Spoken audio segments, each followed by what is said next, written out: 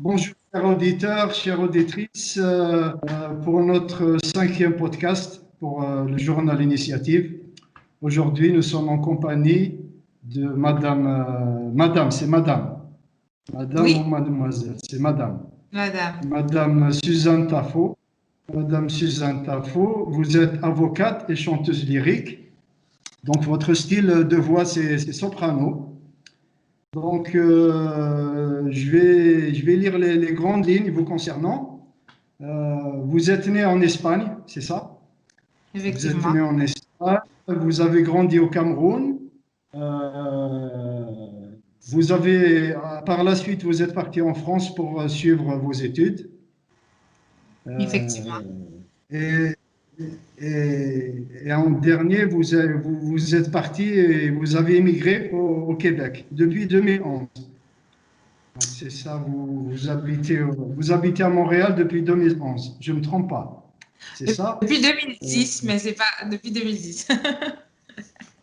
Depuis 2010. Donc, Exactement. donc je me suis trompé.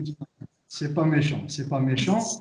Ah, mais Vous avez, à vos débuts, vous avez travaillé pour un cabinet d'avocats avant de vous installer à votre compte. Donc j'imagine que c'était pour vous libérer à votre passion artistique, c'est ça? exactement. Et vous avez commencé le chant à l'âge de 26 ans, d'après mes recherches. Ça, c'est très bien. C'est exactement, c'est exactement ça. Voilà. Par contre, durant mes recherches, j'ai lu que vous êtes classé parmi les meilleurs sopranos de votre génération. Et, euh, et je n'en doute pas. J'ai écouté plusieurs de vos clips et vraiment, ça m'a beaucoup plu. On dit que votre arme secrète, c'est votre voix. Et selon les articles que j'ai lus à votre sujet, vous êtes une fierté pour le Cameroun, votre pays d'origine. Et une fierté pour toute l'Afrique, pas uniquement pour le Cameroun. Ce qui vous distingue, ce sont vos deux profils professionnels.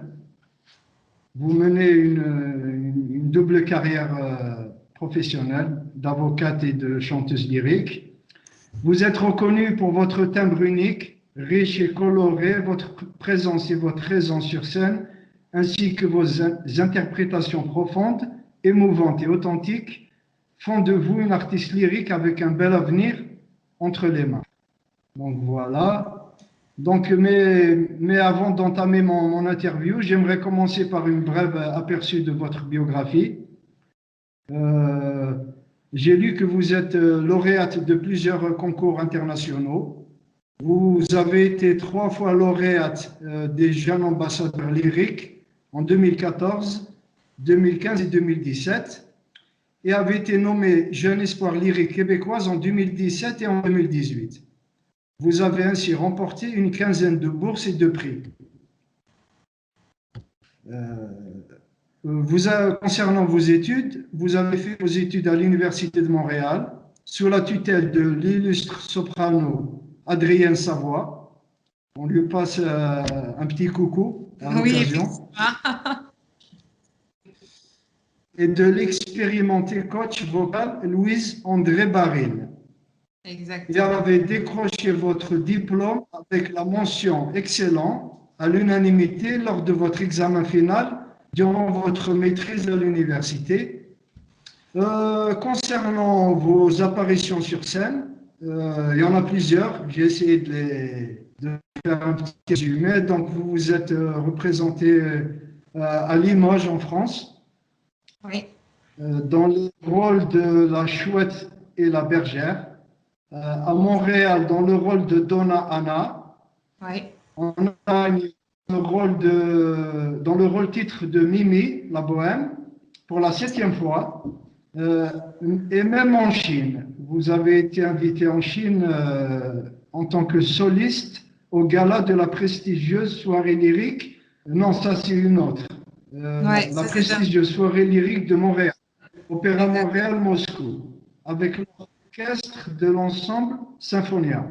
Exactement. Donc, également, également, vous avez participé au gala des jeunes ambassadeurs lyriques avec l'orchestre philharmonique des musiciens de Montréal et aussi au concert Jeunes Talents avec les co-régies d'Orange en France et bien d'autres apparitions encore.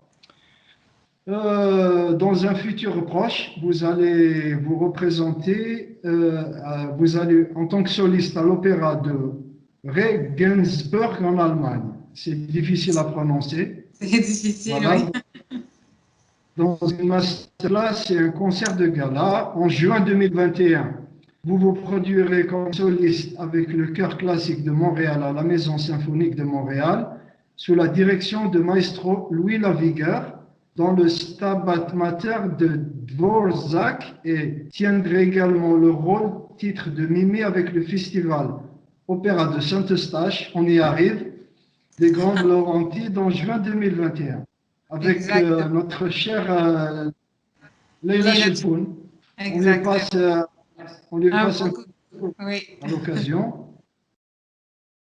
Donc voilà, j'ai préparé bon, votre biographie, là, je l'ai vraiment, comment dire, je l'ai massacrée parce qu'elle est longue, mais je ne pouvais pas la lire complètement. Elle est tellement longue que ça aurait...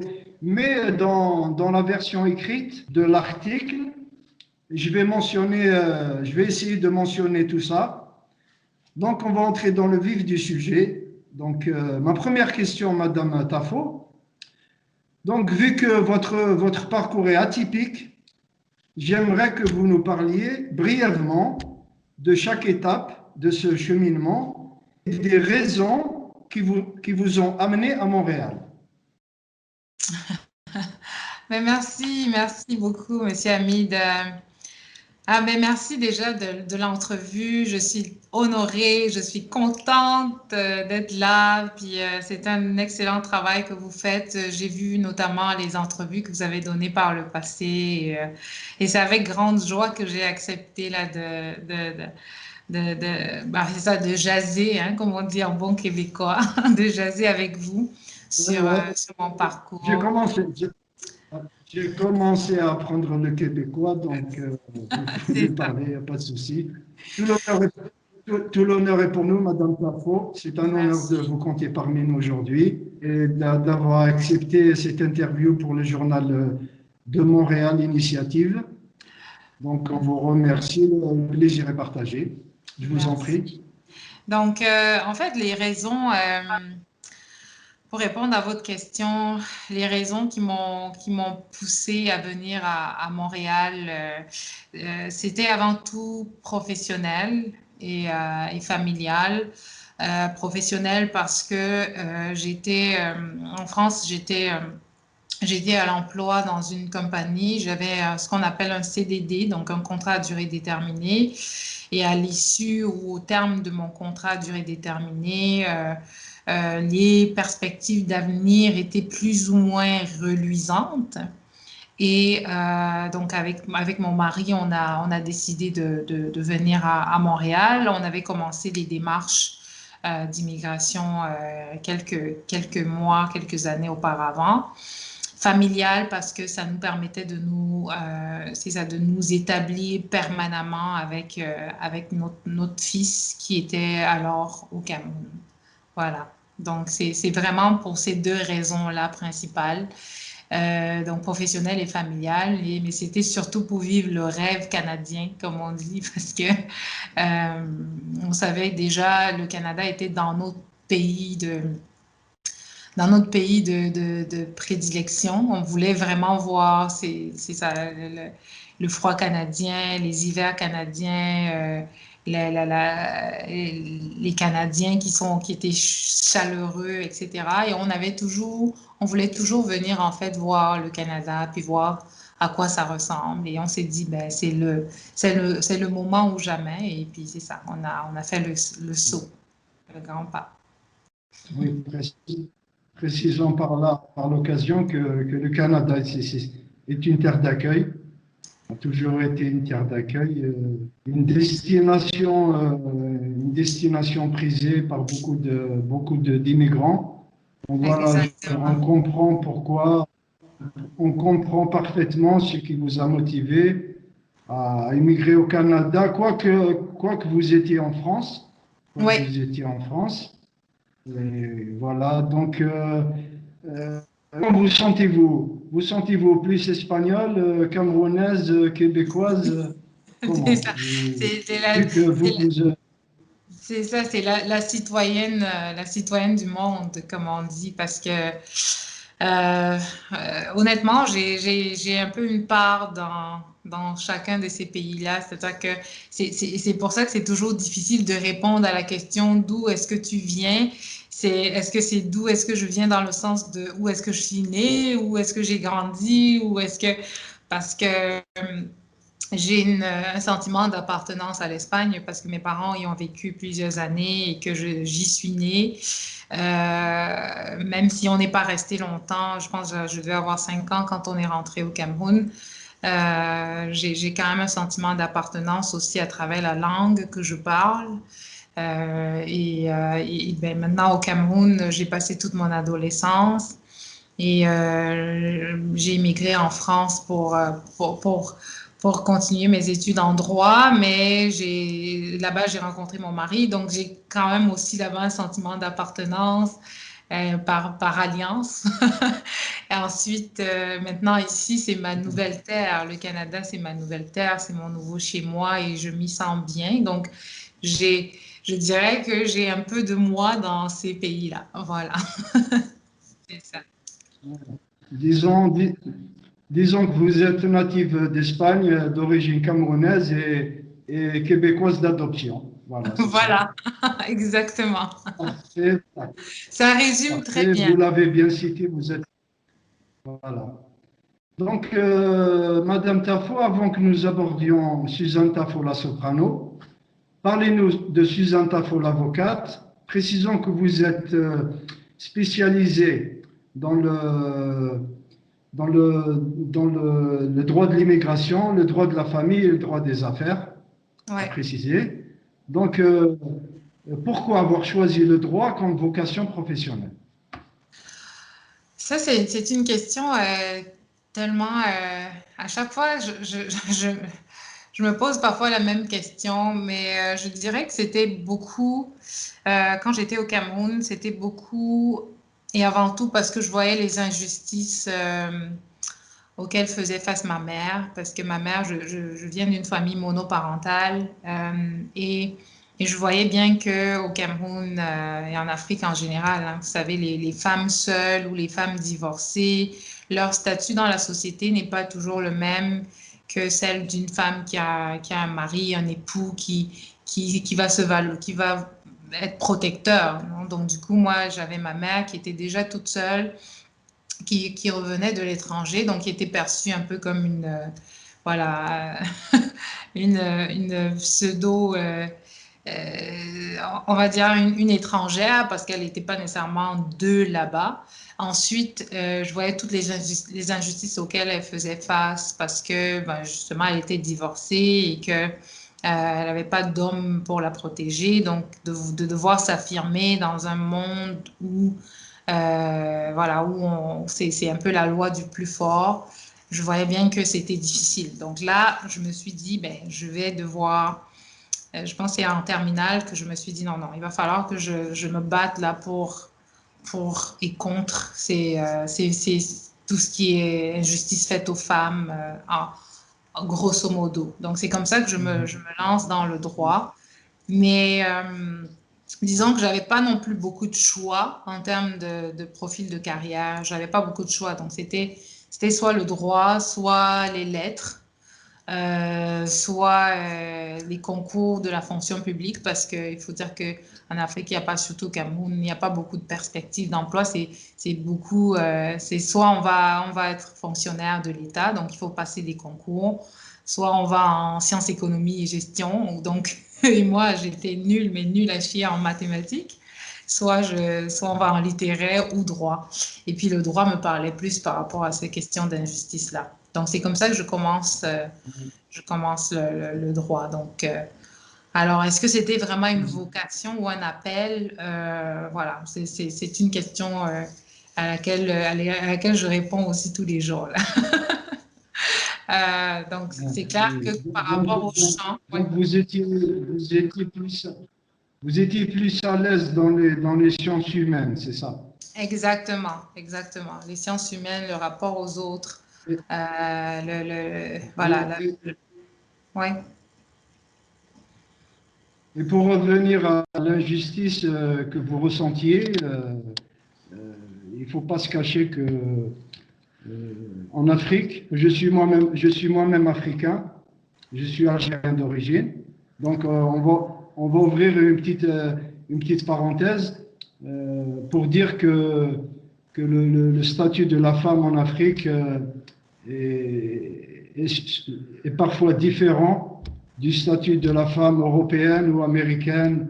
Donc, on sait tous qu'en Afrique, il y a beaucoup de tabous et la femme a tendance à subir beaucoup d'injustices. Il ne faut pas se le Exactement, cacher. exactement. Donc, je comprends parfaitement quand vous dites que c'est ce qui vous a inspiré à Ouais, ouais, suivre le créneau de la justice.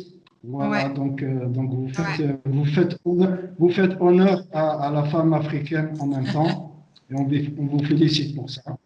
Ben, merci, merci. Voilà, Ouais, donc je vous en prie. Donc ça, c'est ce qui vous a poussé à pratiquer le droit. ouais. Par contre, d'où vient votre passion pour l'art lyrique? D'où vient votre passion pour l'opéra?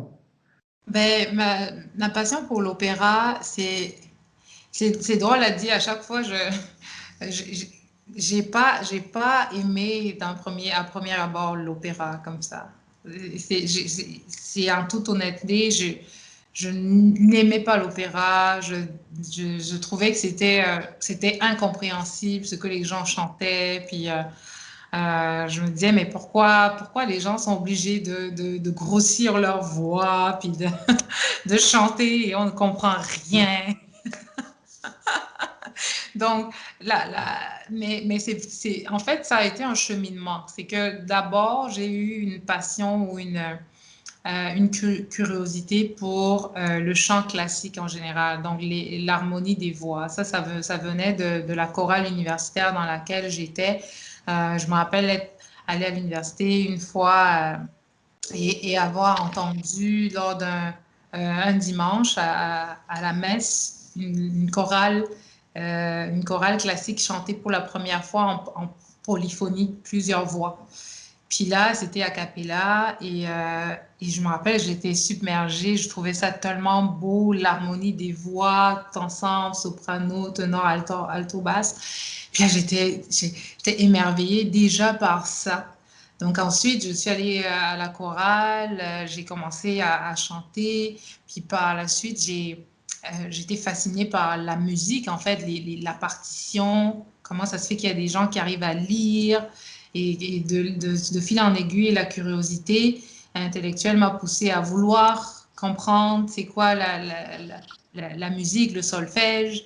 Puis par la suite, on écoutait là des Ave Maria, on avait des interludes à la chorale qui permettaient à tout le monde d'interpréter des airs ou des petits, j'ai envie de dire, morceaux liturgiques, là, donc des Ave Maria, etc. Et donc, c'est comme ça que je me plonge de fil en aiguille dans le domaine et que je découvre qu'il y a un art qui s'appelle d'opéra, puis que, oh, ben, en fait, ça demande de la technique. Puis moi, ça me fascinait, là, les voix, quand j'entendais des personnes chanter sans micro, mais que ça portait. Donc, c'est vraiment comme ça, de façon basique, là, que ça commence. C'est pas parce que j'avais pas nécessairement de connaissances directes ou comment je dirais, de relations directes à l'opéra. C'était toujours à travers la chorale ou à travers j'ai envie de dire des morceaux YouTube. Et je me rappelle donc d'un très bon ami à moi avec qui je suis toujours en contact, qui un jour, lors d'un concert de la chorale, il me dit, ah mais Suzanne, on pourrait interpréter un duo ensemble. Donc entre deux parties, là, vous savez, une première partie du cœur et une autre partie. Donc, entre ces deux parties-là, on pourrait faire un duo ensemble. Ah ouais, oui, pourquoi pas? OK, mais là, je connais ce duo-là, la Chidarem, la Mano, on pourrait le faire ensemble. Ah oui, OK. Mais là, c'est comme ça que je découvre la première fois là, le- l'opéra. Puis je me rappelle qu'on avait chanté, donc à ce concert-là, on a chanté entre deux parties, puis le monde avait applaudi. Puis alors que nous-mêmes, on ne comprenait rien à ce qui se chantait, on ne savait pas c'était tiré de quoi. Donc, et c'est cette passion-là, cette curiosité de fil en aiguille qui a nourri en fait mon amour en fait pour l'opéra. Et puis finalement, je me suis dit, quand j'étais en France, je me suis dit, oh, ben, j'aimerais ça apprendre encore plus, savoir comment chanter, comment lire la musique. Puis là, j'ai décidé quand je suis arrivée ici de m'y mettre et d'étudier véritablement le chant. Ouais. C'est le côté, quand vous parliez de la messe, donc c'est le côté zen, le côté spirituel qui vous a le plus attiré. Ouais, ben c'est Et, sûr que ça, ah, c'est ça donc, que donc, ouais, ouais. L'harmonie des voix me ramenait à un sentiment de quiétude déjà. C'est sûr que ça me ramenait à un sentiment de quiétude, un sentiment d'apaisement qui faisait en sorte que je me disais, ah, c'est tellement beau, c'est comme si ça élevait en fait l'âme. Et je me rappellerai toujours là, de cette journée-là, de ce matin du dimanche à 9 heures. Je suis arrivée un peu en avance parce que je pensais que la messe était à 9 heures, puis finalement elle était à 10 heures. Et quand je suis arrivée, il y a la chorale qui répétait. Et je me rappellerai toujours de ce moment-là. Donc, c'est que c'était tellement beau, cette harmonie des voix qui finalement me ramenait à un sentiment, c'est ça, une dimension spirituelle que je n'avais pas, que je n'avais pas connue jusque-là. Et ensuite, la curiosité de se dire, mais c'est quoi ces chants? C'est quoi? Comment on chante comme ça? Euh, puis comment on peut lire ce genre de musique, etc. Voilà. Donc, ensuite, pour l'opéra, je pense que c'était l'engouement que ça avait suscité chez les gens quand on avait interprété ce duo d'opéra-là, de voir que les gens étaient autant passionnés que nous sur scène, puis qu'ils étaient subjugués par ce qu'on faisait sur scène. Ça, je pense, ça a aussi nourri le côté, OK, j'aimerais ça aller là-dedans, j'aimerais ça savoir c'est quoi. Voilà. parfait, parfait. Mais là, de deux choses l'une, euh, actuellement, c'est que vous plaisez à chanter, vous avez découvert l'opéra, ça vous convient et tout, mais en réalité, maintenant, chantez-vous pour le plaisir ou bien par pur objectif de carrière? C'est ce que j'aimerais savoir. Ah, ben les deux. Les deux. Les deux. C'est peut-être kitsch, mais c'est les deux. C'est-à-dire que moi, je suis quelqu'un qui est extrêmement animé par... je pense qu'il faut d'abord trouver son propre équilibre dans la vie. Donc, trouver son équilibre personnel, puis faire des choses parce qu'on aime déjà. Euh, Ensuite, la carrière, pour moi, ça vient après. C'est-à-dire que moi, c'est pas l'inverse. C'est que je fais les choses, je chante parce que, premièrement, c'est comme si c'était un appel de je ne peux ne pas chanter. C'est clair. Maintenant, ça me procure un sentiment, moi, de quiétude. Comme j'ai dit, ça me procure un sentiment d'apaisement. Je suis heureuse quand je chante, je suis transformée. Mon mari m'a dit la dernière fois, quand tu es sur scène, tu es une autre Suzanne. J'ai dit, OK. Alors, euh, donc, oui, je le fais pour moi, mais je le fais aussi pour la carrière finalement, parce que pour le sentiment que ça procure aussi aux autres. Je me rappelle une dame qui était venue me voir après une performance et qui m'avait dit, on peut lire dans votre âme quand vous chantez. Puis ça m'a tellement touchée. Puis il y a une autre dame qui était venue qui m'a dit, mais grâce à vous, j'ai pu oublier un moment, j'ai pu oublier un moment mes soucis. Puis ça m'a aussi, Oui. ça m'a- En parlant, en parlant d'âme, en parlant d'âme, tout à l'heure, j'étais en train de visionner quelques évolutions sur YouTube. Je suis tombé sur le Franz Schubert, ah Anne die Musique. Je ne sais oui, pas si ça vous dit quelque chose. C'est pas parce que vous êtes en face de moi, mais quand on vous a dit qu'il y avait une âme derrière votre chanson, je ne sais pas si vous vous rappelez de ça. oui, oui,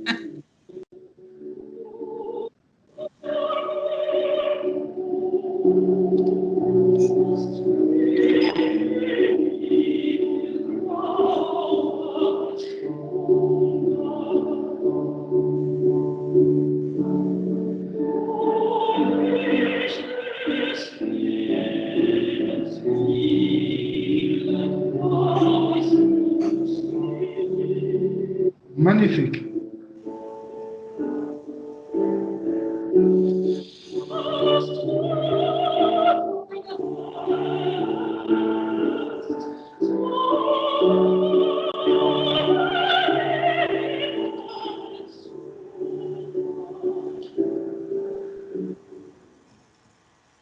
Ça s'est coupé, c'est la connexion, dommage.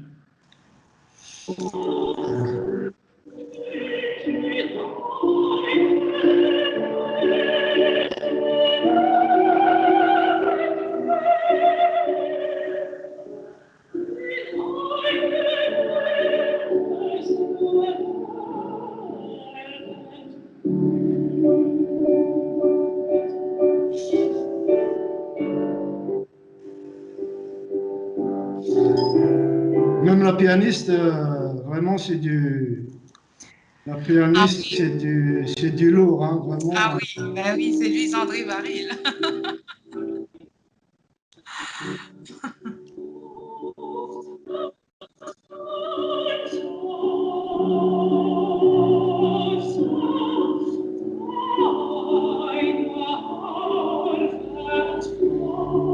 Non, franchement, c'est émouvant, c'est-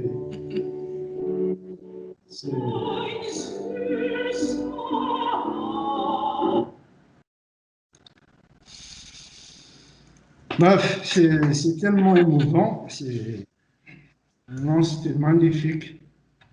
On va revenir à nos moutons, sinon on va Ouais. s'oublier dans notre interview. Voilà, on va revenir à nos moutons. Donc, Madame Tafo, sincèrement, comment arrivez-vous à trouver le bon équilibre entre votre travail d'avocat et votre Ouais, travail de soprano, vu que c'est deux domaines totalement différents? ouais, ouais, On sait que le travail d'avocate nécessite beaucoup de temps, de travail, et qu'en parallèle, le travail de soprano aussi, il y a les répétitions, ah oui, oui, j'imagine que ah oui, c'est un travail de dur labeur. Comment ouais, arrivez-vous à jongler avec les deux patients? ouais. Alors, c'est ça, la première chose, c'est que je n'y arrive pas toute seule. J'ai une équipe derrière moi. Là, présentement, je ne travaille pas toute seule à mon cabinet. J'ai plusieurs personnes qui travaillent avec moi. Donc, ça, c'est déjà un fait. La deuxième chose, c'est que j'ai, compte tenu de l'importance que le chant représente pour moi, de la carrière du chant, j'ai pris une décision, une forte décision en 2016 de démissionner de mon poste de salarié pour me mettre, comme vous l'avez dit, à mon propre compte dans ce qu'on appelle une société de dépenses. Donc, c'est plusieurs avocats qui se mettent ensemble et qui travaillent sous un couvert. Donc là, pour l'instant, c'est Avocat Montréal, mais en janvier, ça va être une nouvelle, un nouveau cabinet. Donc, ça va être une grosse nouvelle là, en janvier. Euh, mais donc, c'est des choix des choix importants à faire en fonction de la carrière qu'on veut mener. Donc, parce que je savais que c'était important d'avoir cette carrière en champ, j'ai décidé donc de me mettre à mon propre compte pour avoir de la latitude. Ça me permet, si j'ai des dates d'audience, par exemple, dépendamment des dates de concert, ben, de les décaler. Donc, si je sais que j'ai un concert pendant, je ne sais pas moi, 2 semaines, ben, je ne pourrais pas, dans mon agenda, je ne pourrais pas mettre de date d'audience à ce moment-là. Et si vraiment il y a une date d'audience qui est obligatoire cette journée-là, ben, vu que je suis en équipe, ben, c'est mon équipe qui prend le relais. Maintenant, c'est une attitude que j'ai qui me permet de jongler les deux pour l'instant. Pourquoi? Parce que j'ai pas aussi en termes de charge de travail en champ. Je crois que la question serait tout autre si j'avais tellement de contrats qui faisaient en sorte que je ne pourrais plus, je ne pourrais ne pas me consacrer à 100% au chant. Parce que si vous avez vu là avec la pandémie, c'est tellement difficile, tant pour tous les chanteurs que même pour les avocats, là, c'est assez difficile. Mais je vous dirais que si j'avais beaucoup de contrats en chant, la question ne se poserait pas. Donc, du coup, je serais obligée d'être consacrée à 100% au chant.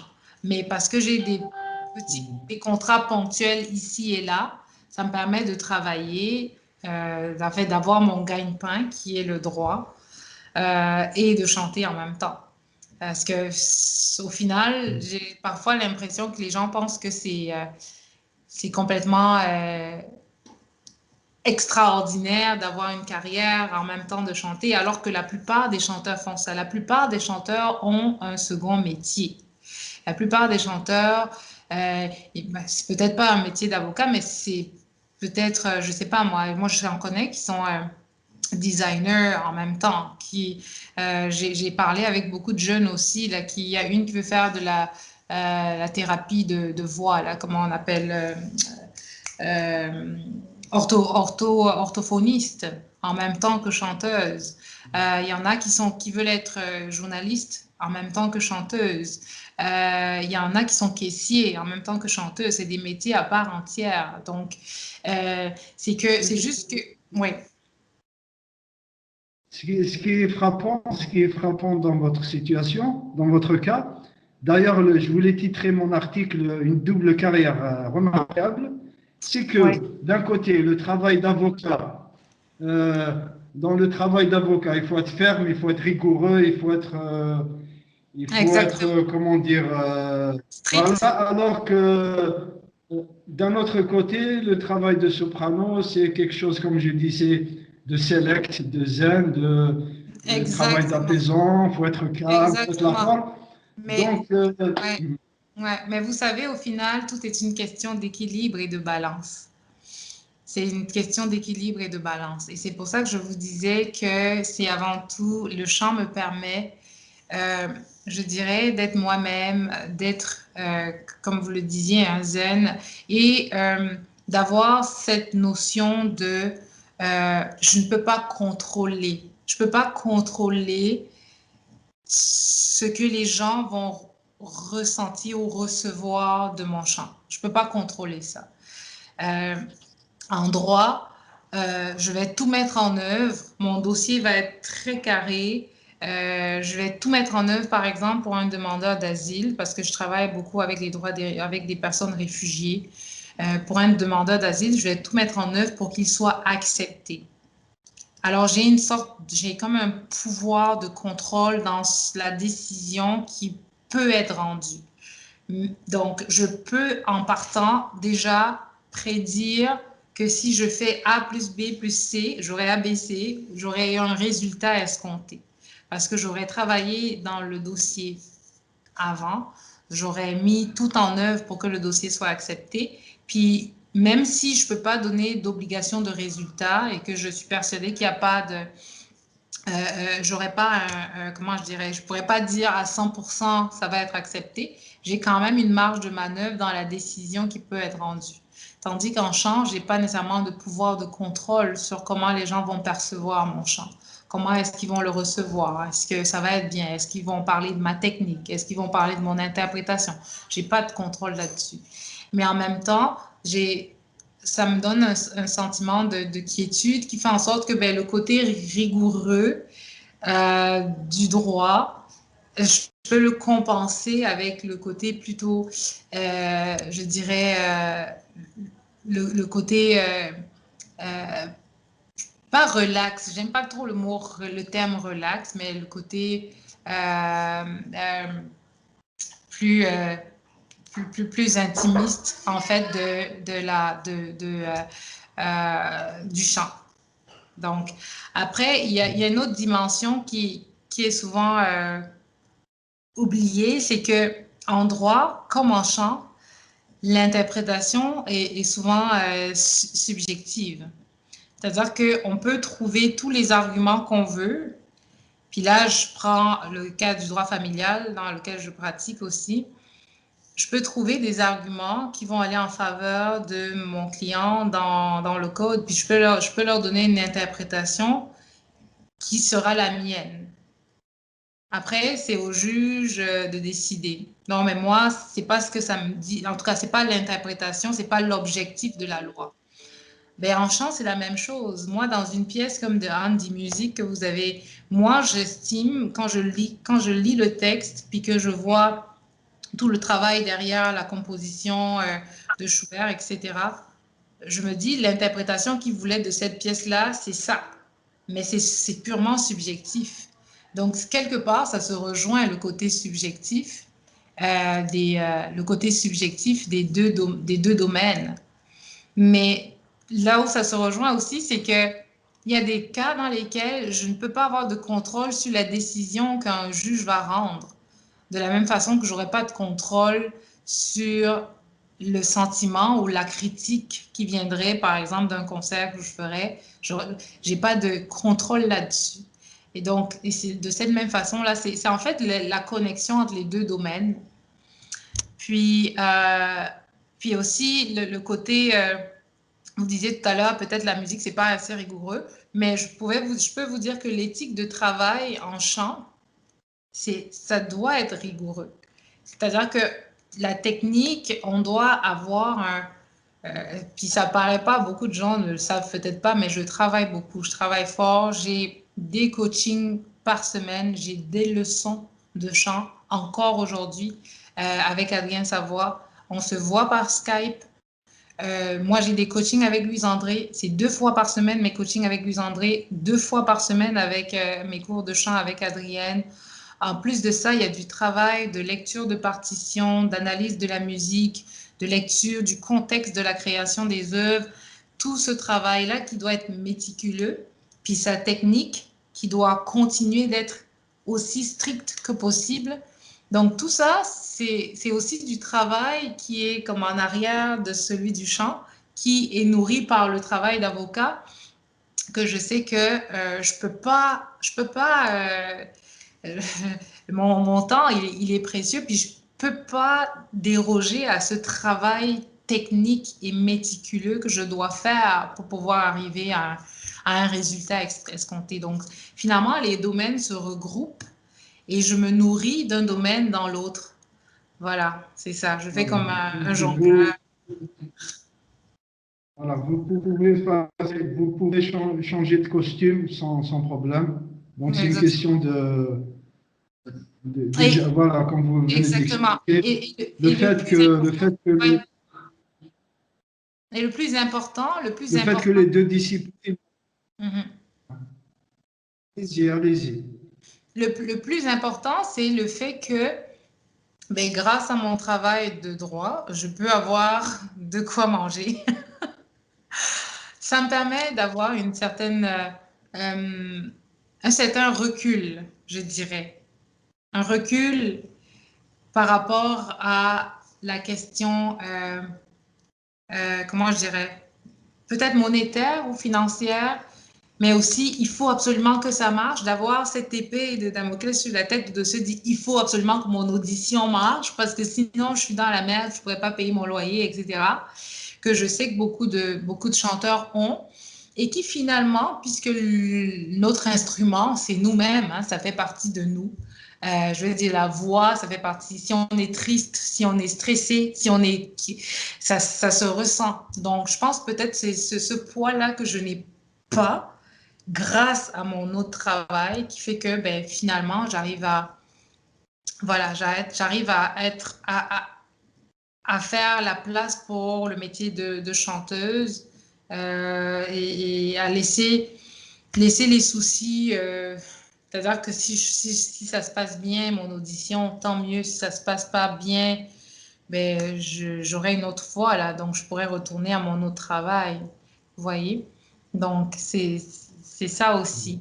Il y a beaucoup d'exemples que je pourrais vous prendre. Si vous aviez à choisir, si vous aviez à choisir entre les deux, si vous étiez obligé de choisir entre le métier d'avocate et celui de soprano. J'ai lu dans un de vos articles, un ancien article, je ne sais pas si ma mémoire est bonne, vous auriez choisi le chant. Oui, ouais, j'aurais choisi le chant. Vous J'aurais auriez choisi choisi. le chant. Même si, pour tout vous dire, le travail que je fais en tant qu'avocate, c'est un travail, je suis beaucoup portée vers les gens, c'est-à-dire que les réfugiés, les personnes vulnérables, les femmes victimes de violences conjugales, j'ai moins je suis très portée vers les gens, je fais beaucoup du social et que je sais que l'apport que j'ai, c'est-à-dire l'apport de mon travail dans leur vie, dans leur épanouissement, même si je sais que c'est indéniable et que ça m'amène aussi un sentiment de joie, non? De savoir que j'ai pu aider ou contribuer à, à, à, à leur donner un petit sourire. Je pense que ce serait le chant parce que, comme je vous disais, déjà pour moi, le chant, ça me permet d'être ça me permet premièrement d'être moi-même et de toucher des sphères de moi-même qui étaient inconnues de moi-même. C'est bizarre à dire, mais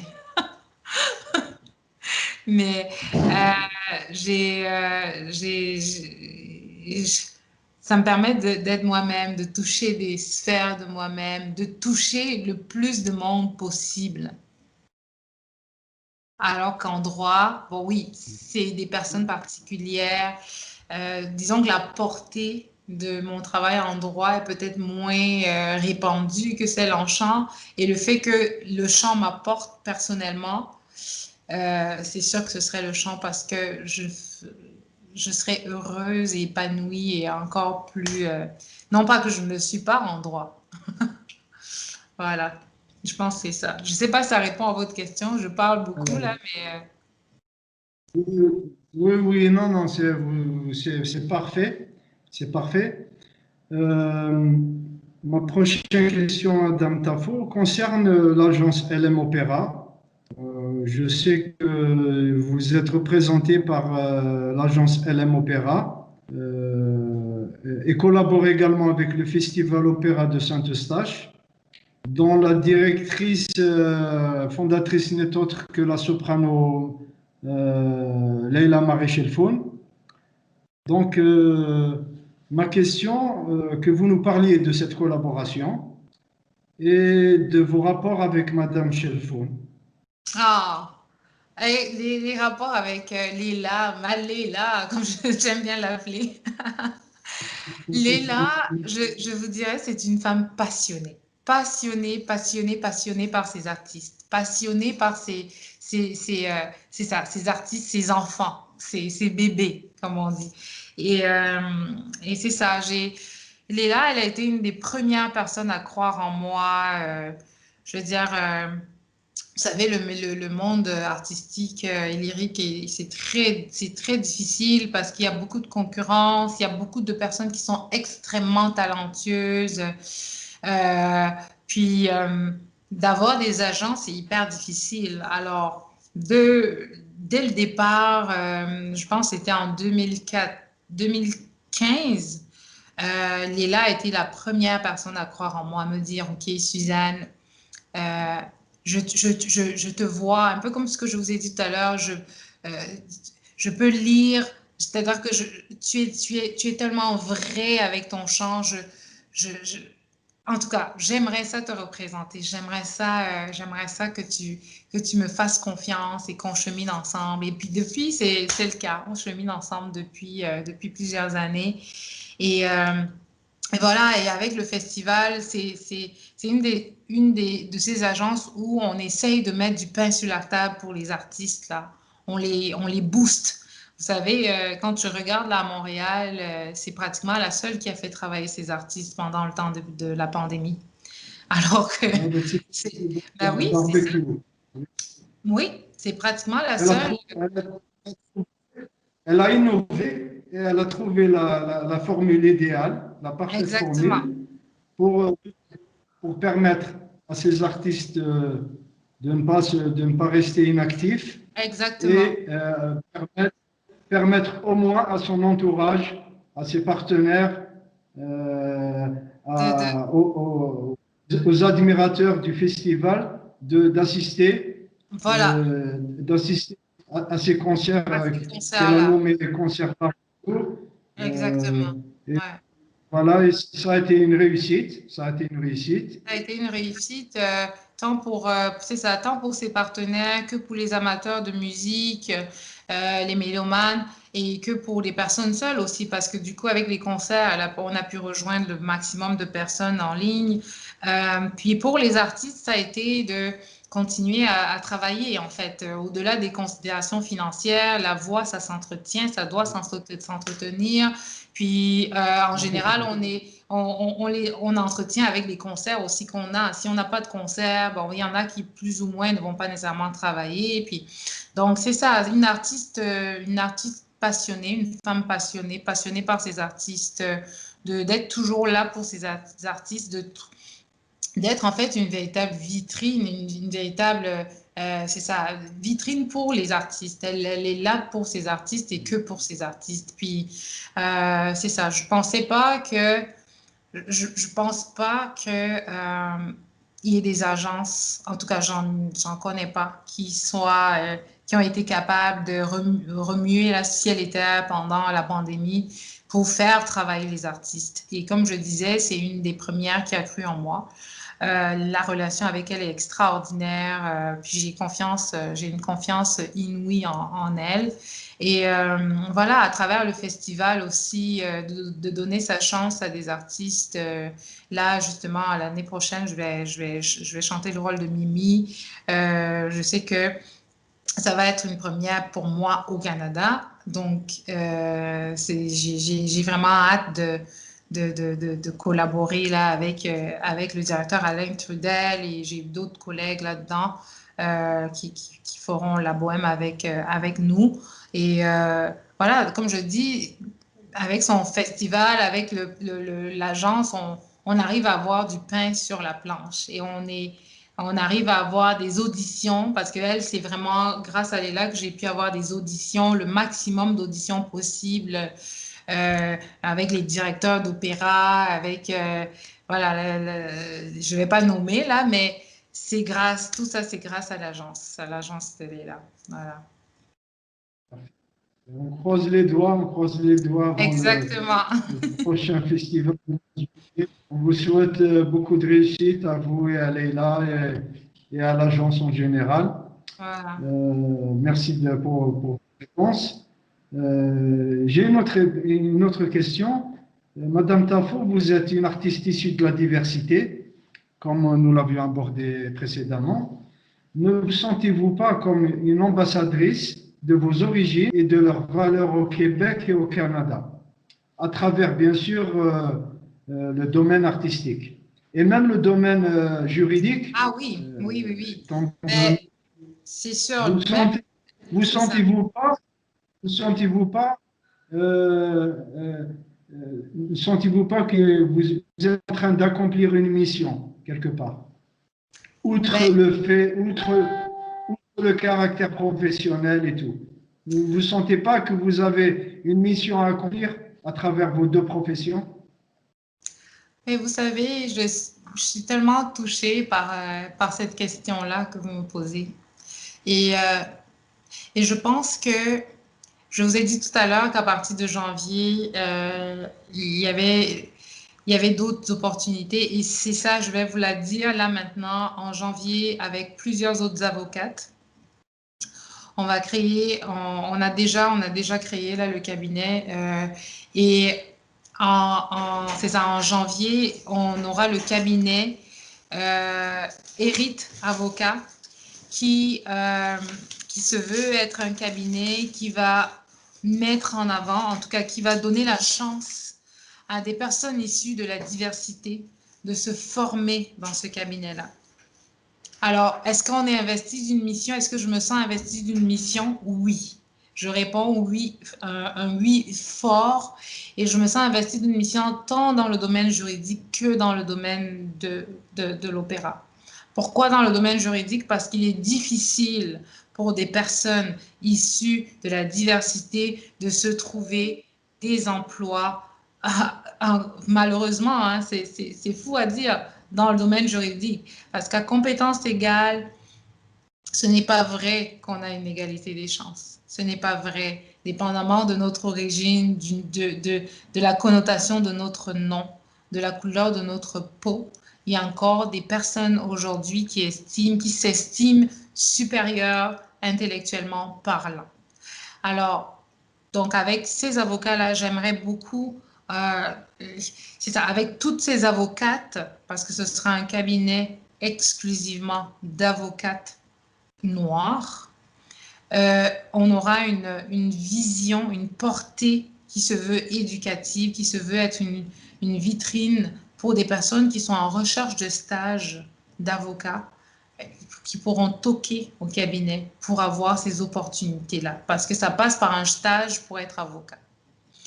Maintenant, par rapport au champ, oui, je pense qu'on a une mission, et c'est pour ça que j'étais hyper contente quand j'ai vu que justement le concert que j'ai eu en août et en novembre dernier avec le grand maestro Yannick Nézet-Séguin et l'orchestre métropolitain.